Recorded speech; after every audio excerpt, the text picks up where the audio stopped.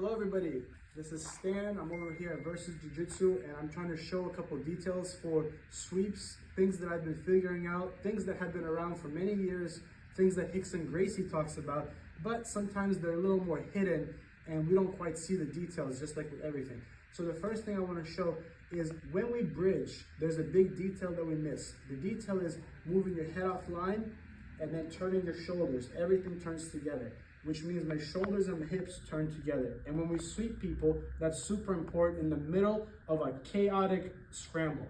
So the first thing we're gonna do is just demonstrate what I mean by that. If she's sitting on case of katami, this is just an example of how you would do this. If I wanna throw her this way, and all I'm doing is just a bridge, like we normally do in jiu-jitsu bridges, but sometimes we lift our hips up, we don't really turn our head, we just kind of go like this with our hands when we do bridges.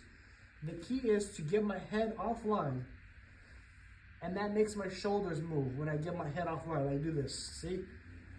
Not just throw, but I move my head offline, mechanically wise, right? Physics wise. When I move my head offline, I have more leverage and my whole shoulder is moving now to throw her at an angle. So if I want to actually throw her, if she's holding me, right? In a perfect world, it would be beautiful and it would work, but let's say there's a scramble, I connect my hands together, right? I do that hip thrust where I bump up, but here's where I gotta move my head offline like this. And when I move my head offline, now I'm gonna go 45 degrees and finish that sweep by switching shoulder, right? And then she's still holding my head. So again, I use my frame. I put my hand on her face, hand like this, arch my back, and that's what breaks the grip.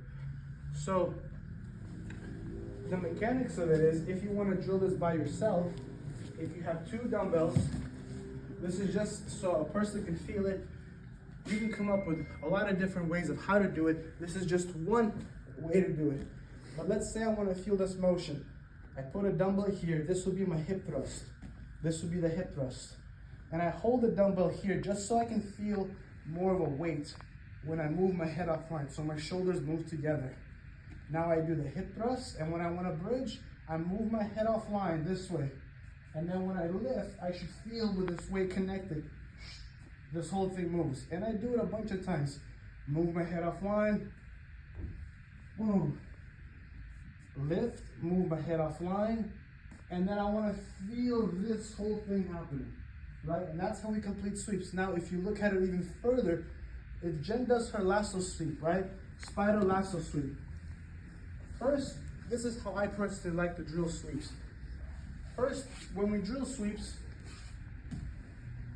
we just go back and forth, right? You just say, do this sweep, and just do the regular sweep. Don't stop. Just do it how you normally would do it, right? And she just goes back. I let her do it, right? She does the sweep, and we go back and forth. However, once the person understands how to do the sweep, and they've done it enough time, what I like to do is I like to say, okay, the same movement that we just did, when you have to bring your head offline and you have to turn your shoulder offline, do the same movement, except now do it when I give you resistance and I sit my way back. So watch very closely. I'll freeze frame, okay? I'll tell you when to go. So she sets everything up. She's ready to go for the sweep.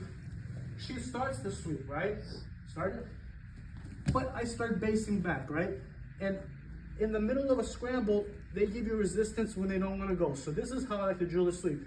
She's going to do the same exact sweep, but now to finish it, as she starts to go and I give her resistance, look at what she's going to do. She's going to do the same exact movement. She's going to move her head offline.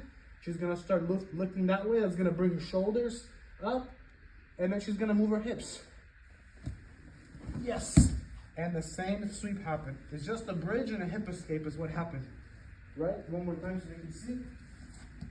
So she does the same exact thing.